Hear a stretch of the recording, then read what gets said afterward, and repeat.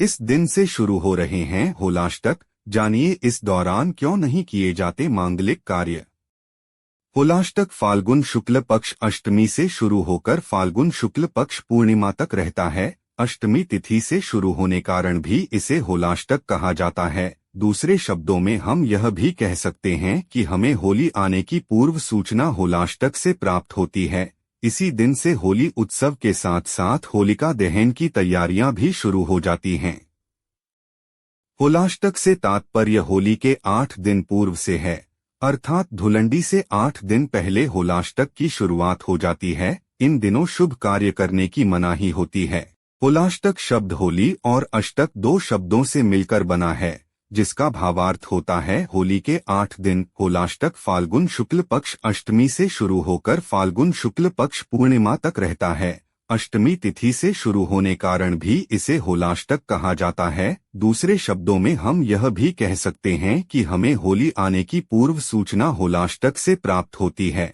इसी दिन से होली उत्सव के साथ साथ होलिका दहन की तैयारियां भी शुरू हो जाती हैं।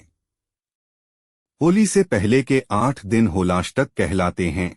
पंचांग के अनुसार इस साल फाल्गुन माह के शुक्ल पक्ष की अष्टमी तिथि का प्रारंभ 16 मार्च को रात 9:39 से होगा, जिसका समापन 17 मार्च को सुबह 9:53 पर होगा।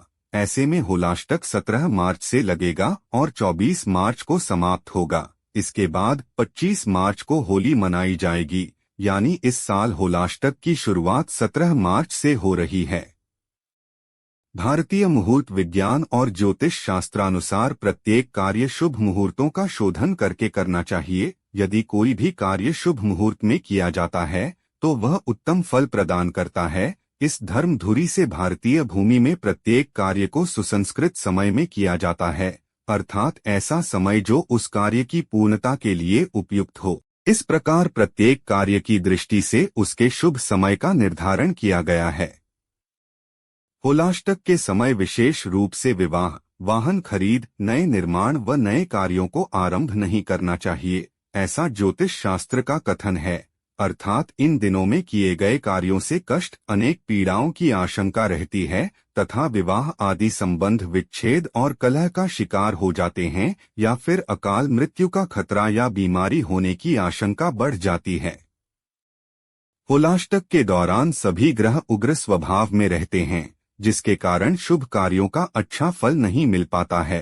होलाष्टक प्रारंभ होते ही प्राचीन काल में होलिका दहन वाले स्थान की गोबर, गंगाजल आदि से लिपाई की जाती थी। साथ ही वहां पर होलिका का डंडा लगा दिया जाता था, जिनमें एक को होलिका और दूसरे को प्रहलाद माना जाता है।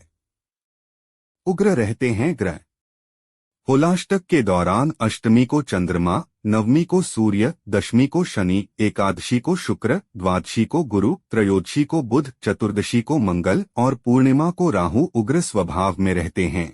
इन ग्रहों के उग्र होने के कारण मनुष्य के निर्णय लेने की क्षमता कमजोर हो जाती है, जिसके कारण कई बार उससे गलत निर्णय भी हो जाते हैं और हानि की आशंका बढ़ जाती है। जिनकी कुंडली में नीच राशि के चंद्रमा और वृश्चिक राशि के जातक या चंद्र छठे या 8वें भाव में हैं, उन्हें इन दिनों अधिक सतर्क रहना चाहिए।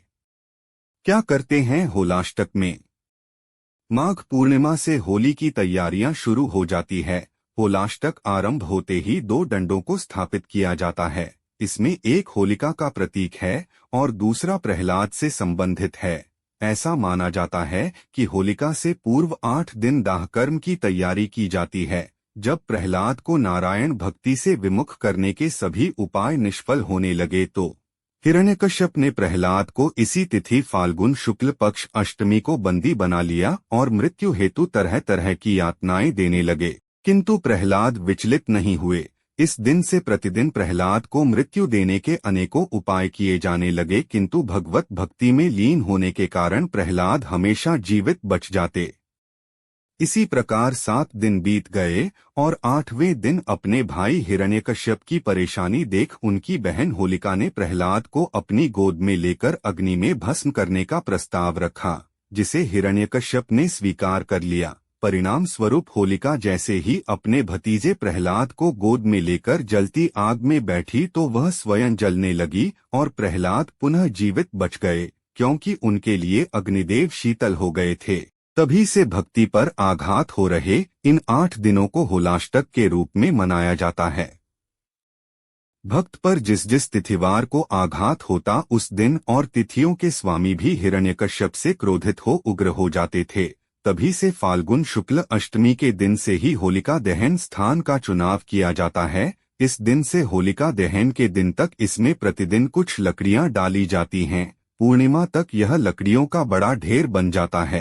पूर्णिमा के दिन सायंकाल शुभ मुहूर्त में अग्नि देव की शीतलता एवं स्वयं की रक्षा के लिए उनकी पूजा करके होलिका दहन किया जाता है। जब प्रहलाद बच जाते हैं उसी खुशी में होली का त्योहार मनाते हैं।